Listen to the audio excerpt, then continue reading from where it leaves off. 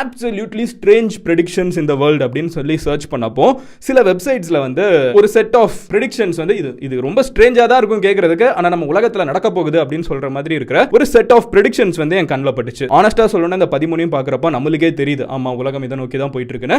So அந்த மாதிரி இருக்கிற predictions உங்களோட வாழ்நாளில் என்னோட வாழ்நாளில் நம்ம பார்க்க போற விஷயங்கள் நான் உங்ககிட்ட சொல்றேன். அதுல உங்களுக்கு ரொம்ப எக்ஸைட்டிங்கா இருக்கிறது எதுக்குங்கிறத நீங்க கமெண்ட்ல சொல்லுங்க. வாங்க முதல்ல இருந்தே பார்க்க ஆரம்பிப்போம். You can talk with dead people. இறந்தவங்களோட உங்களால பேச முடியுங்கிறது தான். இறந்தவங்களோட பேசலாம்னா பேய் ஓட்டுறதோ இல்லை ஜோசியக்காரங்களோ வச்சு கிடையாது, இன்டர்நெட் அண்ட் டெக்னாலஜியை வச்சு. புரியல என்னன்னு யோசிக்கிறீங்க? ரொம்ப சிம்பிளான விஷயம். இப்போ ஒருத்தங்க உயிரோட இருக்கிற காலகட்டத்திலே வந்து அவங்களோட வாய்ஸ், அவங்க வந்து எப்படி பிஹேவ் பண்றாங்கிறது எல்லாத்தையும் கம்ப்யூட்டர் தெரிஞ்சுக்கிட்டுச்சுன்னா அதை வந்து மறுபடியும் கம்ப்யூட்டர்னால ரெசிப்ரோகேட் பண்ண முடியுங்கிறதுல சந்தேகமே கிடையாது. ஆல்ரெடி பார்த்தீங்கன்னா யூஎஸ்ல இருக்கிற ஒரு பர்டிகுலர் டெக் என்ஜினியர் வந்து தன்னோட கேர்ள் ஃப்ரெண்ட் வந்து 13 வருஷத்துக்கு முன்னாடி இறந்து போறாங்க. அந்த கேர்ள் ஃப்ரெண்டை நினைச்சு ரொம்பவே கிரீவ் பண்ணிட்டு இருக்கிறவர் அந்த கேர்ள் ஃப்ரெண்ட் கூட மறுபடியும் பேசணுங்கிற ஒரு சின்ன பர்சனல் சாட்டிஸ்ஃபேக்ஷன் வேணுங்கிறதுக்காக ஆர்டிஃபிஷியல் இன்டெலிஜென்ஸ்ல இதே மாதிரி ஒரு பர்டிகுலர் கேர்ள் ஃப்ரெண்டை ஒரு கோட் பண்ணியே உருவாக்கி இருக்காரு. ஸோ ஏஐயை யூஸ் பண்ணி அண்ட் வர்ச்சுவல் ரியாலிட்டியை யூஸ் பண்ணி அவர் அந்த காகுல்ஸ்ல நீங்க பார்த்திருப்பீங்கல்ல, ஸோ அதெல்லாம் போட்டுட்டு உண்மையிலேயே அந்த கேர்ள் ஃப்ரெண்ட் இருக்கிற மாதிரியே ஒரு தோற்றத்தை தான் உருவாக்கிக்கிறாரு.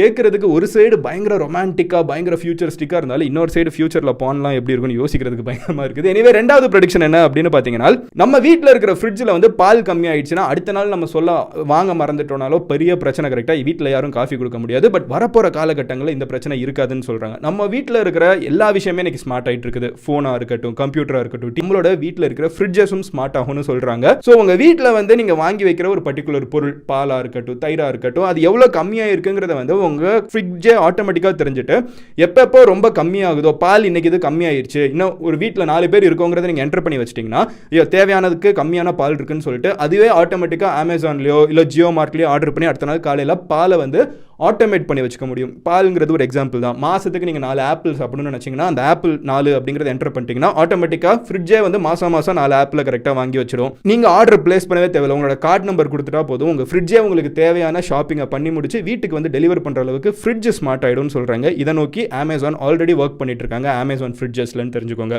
மூணாவது ப்ரெடிக்ஷன் என்ன அப்படின்னு பாத்தீங்கன்னா, இன்னைக்கு வேர்ல்டு லெவல்ல சூப்பர் பவர்னு சொன்னா எல்லாரும் யூஎஸ் நினைக்கிறத தாண்டி சைனாவை யோசிக்க ஆரம்பிச்சிட்டோம். பட் இந்த நிலைமை கூடிய சீக்கிரம் மாறும்னு சொல்றாங்க. எஸ்பெஷலி இந்தியா மாதிரி கண்ட்ரீஸ் வந்து சைனாவை வேர்ல்டு லெவல்ல ரீப்ளேஸ் பண்றதுக்கான வாய்ப்புகள் அதிகம்னு சொல்றாங்க. இது எந்த லாஜிக்ல சொல்றாங்கன்னு பாத்தீங்கன்னா, இன்னைக்கு யூஎஸ்ல இருக்கிற முக்காவாசி ப்ராடக்ட்ஸ் வந்து சைனீஸ் ப்ராடக்ட்ஸ் தான். யூஎஸ்ல மட்டும் இல்ல, உலகம் ஃபுல்லாவே. ஆனா ரீசன்ட் டைம்ல சைனாவுக்கும் நிறைய கண்ட்ரீஸ்க்கும் இருக்கிற பிரச்சனைனால நிறைய கண்ட்ரீஸ் வந்து மேனுஃபேக்சரிங்கா சைனா கிட்ட கொடுக்கறதுக்கு பதிலாக மற்ற கண்ட்ரீஸ்க்கு கொடுக்கணுங்கிறதுல ரொம்ப மும்முரமா இருப்பாங்க. அதுல முக்கியமான விஷயம் என்னன்னு பாத்தீங்கன்னா, ஆப்பிள் மாதிரி ஒரு பெரிய கம்பெனியே வந்து சைனால மேனுஃபேக்சரிங் வேணா இந்தியாவில் கொடுக்கலாம்னு சொல்லி சில ஸ்டெப்ஸ் எல்லாம் எடுக்க ஆரம்பிச்சிருக்காங்க. ஸோ சீக்கிரமா வந்து சைனாவோட எக்கானமியோட ஸ்ட்ரென்த் என்ன மேனுஃபேக்சரிங் தான். அது வந்து கொஞ்சம் கொஞ்சமாக விழ ஆரம்பிச்சிடும். அண்ட் உலகத்தில் இந்தியா, ஜெர்மனி மாதிரி கண்ட்ரீஸ் வந்து சைனாவோட இடத்த பிடிக்க ஆரம்பிக்கும் அப்படின்னு சொல்றாங்க.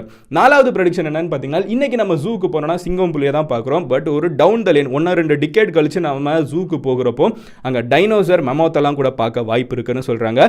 நம்ம ஊரில் இருக்கிற சயின்டிஸ்ட், உலகத்தில் இருக்கிற சயின்டிஸ்ட்லாம் வந்து இறந்து போன ஸ்பீசிஸ் எல்லாம் இருக்குல்ல, அதாவது அழிஞ்சு போன ஸ்பீசிஸை கூட வந்து மறுபடியும் உருவாக்குறதுக்கு பேசிக்கா ஜுராசிக் பார்க் கதை தான் அது வந்து ரியாலிட்டியில நடக்க போகுதுன்னு சொல்றாங்க. ஸோ இறந்து போன அழிஞ்சு போன அனிமல்ஸை கூட வந்து மறுபடியும் ரீக்ரியேட் பண்ற அளவுக்கு நம்மளோட சயின்ஸ் டெவலப் ஆயிடும். அதுக்கு நோக்கி நம்ம ஆல்ரெடி போயிட்டு இருக்கோங்கிறது தான் ப்ரெடிக்ஷன். அஞ்சாவது ப்ரெடிக்ஷன் என்னன்னு பார்த்தீங்கன்னா, நம்ம ஜென்ரலாகவே இந்த ஃபிளைட்ல எல்லாம் போறப்போ விண்டோ சீட்டுக்கு வந்து எல்லாருக்குள்ளேயுமே ஒரு சின்ன காம்படிஷன் இருக்கும்ல. காரணம் என்னன்னா, நம்ம எல்லாம் வேடிக்கை பார்த்துட்டே வரணும்னு. ஃபியூச்சர் ஆஃப் ஃபிளைட்ஸ் எப்படி இருக்குன்னு பார்த்தீங்கன்னா, மேலே கீழே சைட்ல எல்லா இடத்துலையுமே வந்து டிரான்ஸ்பரண்டான ஒரு டிசைனை நோக்கி வந்து ஃபிளைங் இண்டஸ்ட்ரியே போயிட்டு இருக்குது. ரொம்ப சிம்பிளா சொல்லணும்னா, நம்ம இப்போ வர கார்ஸ்ல எல்லாம் பார்த்தீங்கன்னா மோஸ்டா மேலையும் வந்து ஒரு கிளாஸ் தான் இருக்குது, சைட்லயும் கிளாஸ் தான் இருக்குது, முன்னாடியும் கிளாஸ் தான் இருக்கு. கரெக்டா இதே மாதிரி இப்போ அம்பாசிடர் காலகட்டத்தில இருந்து இப்போ இருக்கிற காரை யோசிச்சு பாருங்க. ஸோ நம்ம வந்து ஒரு மேல சைட்லன்னு ஒரு பேனரோமிக் வியூ நம்மளுக்கு கிடைக்குது. கரெக்டா ஃபிளைட்ஸுமே வந்து இப்போ இருக்கிறது அம்பாசிடர் மாதிரி வச்சுக்கோங்க, சைடில் மட்டும் தான் பார்க்க முடியும். பட் இன்னும் 1-2 டிகேட்ல வந்து ஃபிளைட்ஸ் மேல கம்ப்ளீட்டா டிரான்ஸ்பரண்டா இருக்குங்கிறாங்க. ஸோ ஃப்ளை பண்ணிட்டு இருக்கப்போ நம்மளால வந்து மேலே விண்டோ சீட்டு மட்டும் இல்லை, எல்லா சீட்டுமே வந்து சுற்றி பார்க்க முடியுங்கிறது ஒரு மிகப்பெரிய ப்ரெடிக்ஷனாக இருந்துட்டு இருக்கு. 6th ஒன் என்ன அப்படின்னு பார்த்தீங்கன்னா, உலகத்தில் நம்ம பாசிட்டிவான ப்ரெடிக்ஷன்ஸ் எவ்வளோ மேக் பண்ணியிருந்தாலும் கண்டிப்பாக தேவைப்படுற ப்ரெடிக்ஷன் வந்து மெடிசனில் தான் இருக்குது. இன்னைக்கு உலகத்தில் ஒரு மிகப்பெரிய உயிர்கொல்லி நோயாக இன்னமும் இருந்துட்டு இருக்கிறது கேன்சர் அப்படிங்கிறத சொல்லிடலாம். அதே மாதிரி ஹார்ட் அட்டாக் சொல்லலாம். இந்த மாதிரி இருக்கிறத வந்து ஒரு மனுஷன் வந்ததுக்கப்புறம் சால்வ் பண்ண ட்ரை பண்ணுறான். கரெக்டாக. ஆனால் கூகுள் வந்து 2014 இருந்தே ஒரு கேன்சர் டிடெக்டிங் பில்லை வந்து ரெடி பண்ணிட்டு இருக்காங்க. இந்த பில் வந்து நம்ம உடம்புக்குள்ள எடுத்துக்கிட்டோம்னா நம்ம உடம்புல வந்து கேன்சர் எங்கேயாவது வர்றதுக்கு வாய்ப்பு இருக்காங்கிறத ப்ரெடிக்ட் பண்ணிட முடியும். அதே மாதிரி நம்மளுக்கு ஹார்ட் அட்டாக் வரப்போகுதாங்கிறதையும் முன்கூட்டியே ப்ரெடிக்ட் பண்ணுற அளவுக்கு இந்த பில்க்கு டெக்னாலஜி இருக்குது. இது கூடிய சீக்கிரம் மார்க்கெட்டுக்கு வரும்னு எதிர்பார்க்கப்படுது. So we are going towards a cancerless heart attackless society அப்படின்னு கூட சொல்லலாம். ஸ்டார்டிங்கில் காஸ்ட்லியாக இருந்தாலும் ஈவென்ச்சுவலி இது கம்மியாக வாய்ப்பு இருக்குது இந்த விலையெல்லாம். வீடியோ என்ன சடனாக நின்றுச்சுன்னு யோசிக்காதீங்க. இதுவும் நம்ம சேனல் தான், பட் இது மதன் கௌரி கிளிப்ஸ். ஒரு பெரிய வீடியோவோட முக்கியமான போர்ஷன்ஸை மட்டும் கட் பண்ணி போஸ்ட் பண்ணுற சேனல். நீங்கள் ஃபுல் வீடியோவை பார்க்கணும்னு நினச்சிங்கன்னா இங்கே இருக்கிற கார்டை கிளிக் பண்ணலாம். ஆர் கீழே இருக்கக்கூடிய கமெண்ட் செக்ஷனில் லிங்க்கும் இருக்கும், டிஸ்கிரிப்ஷன்லையும் லிங்க் இருக்கும். அதையும் கிளிக் பண்ணி மெயின் சேனலில் ஃபுல் வீடியோ பார்க்கலாம்.